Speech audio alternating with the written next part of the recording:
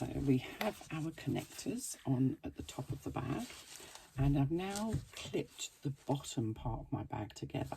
So I've matched the corners and I've put a few clips across, and I'm going to stitch across here using a 3/8 of an inch seam allowance. So I'm going through the foam and the exterior fabrics.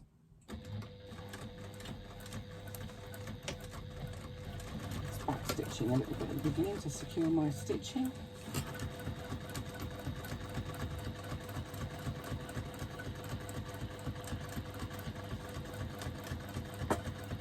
And just for clarity, I'm using a size 16 universal needle, a Schmetz needle,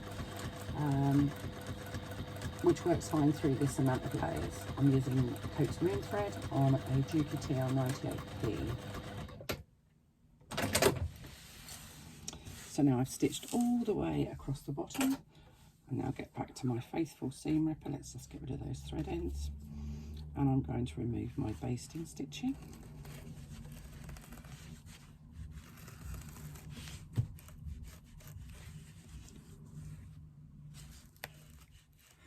Now this is why it's easier if you baste in a bright colour, because then you can see which is your base stitching and which is your ordinary stitching. I don't, because I kind of know what I'm doing, but if you're new to bag making, sometimes it can get a bit confusing, and there's nothing more annoying than ripping out stitches that you actually just put in and you need. Because you don't really need to do everything twice because you've pulled out the wrong stitches. So I'm going to trim out the foam from that bottom seam allowance. Now that I've removed the basting stitches,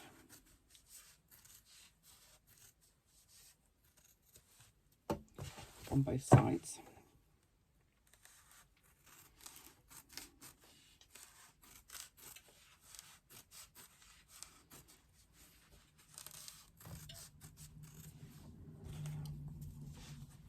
I'm just going to go back in because I've got some that haven't been as careful as I should have been. You really want to take out as much as you possibly can without trimming your stitching, obviously. It will make the bottom of the bag tidier. Ideally, this has got quite a wide bottom, this bag, and it should be able to sit up on its own, so it will hold its own structure and sit nice and vertical. If you've got sort of bulky, rolly bottom, we know none of us want the bulky, rolly bottom, do we? That's not going to happen. So I'm just going to put my hands in the side, and I'm just going to kind of fold that a little bit, because I want to be able to open that seam allowance on the bottom and press it open. Now, if you're using faux leather or cork, you will have to finger press it open. And again, when you do this next bit of stitching, you're going to have to kind of put your hand underneath to hold that seam allowance open. There we go. So now my seam allowance on the base is sitting open. Now this bit is the bit that you can, or you can choose to do, or you can choose to ignore. Let me just pull my thread through. And now there's lots of people that will tell you this is really difficult. It isn't difficult. You just need to manipulate your bag under your foot. So I'm going to push my bag underneath the foot of my machine, and what I'm going to effectively do is have my machine foot kind of inside of my bag. I want to get my foot so that it's sitting on the bottom edge, and it does take a little bit of manipulating, but you can see what you're doing because you're kind of seeing in through the side of the bag. And now what I'm going to do is I'm just going to, excuse me a minute, I'm going to hopefully, oh no, that's me, you don't want to see me, I don't know how I turn that round. Ooh, let's see if I can work out how to do that. How do I turn it round? Goodness, heaven only knows. Hello. No, I've made a cock up of that. I do apologise. I thought I could turn it around, but clearly I can't.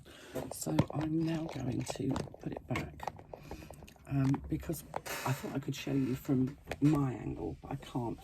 But my foot is actually on that bottom seam, and my current bag is around this part of my machine.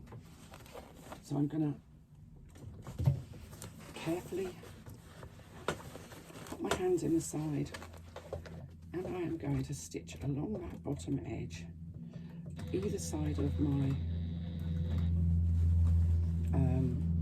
bottom seam,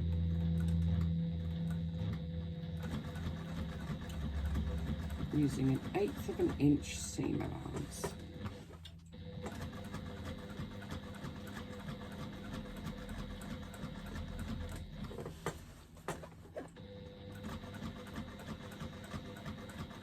Now it does take a little bit of manipulating, but it is possible.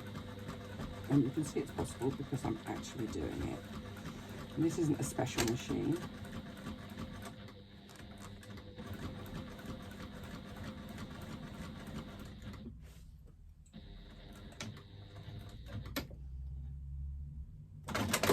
So once I've done the one side, I'm going to quite literally just pull it back so that I can get back to the other side.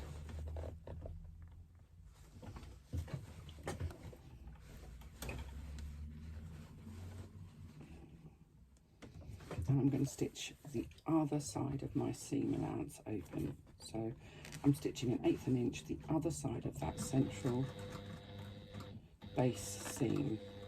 So the first seam that you made, you're going to be basically stitching either side of that opened seam. Now if you really feel that you can't do this, you don't have to. It just makes the base sit nice and flat.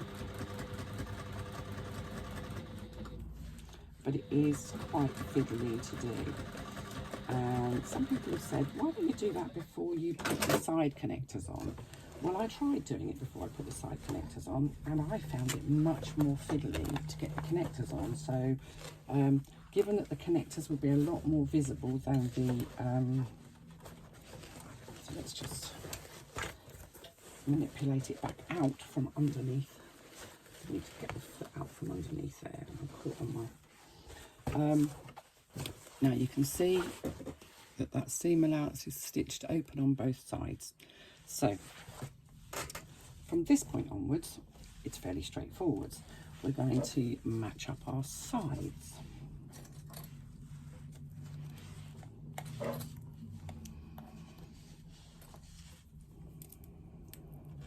So this is our crash bang wallop. This is our base bit done. I'm apologising about the leery pictures of me in the middle of that. I thought I knew how to turn my screen around, but clearly I don't. I'll come back to you and show you how you do the sides.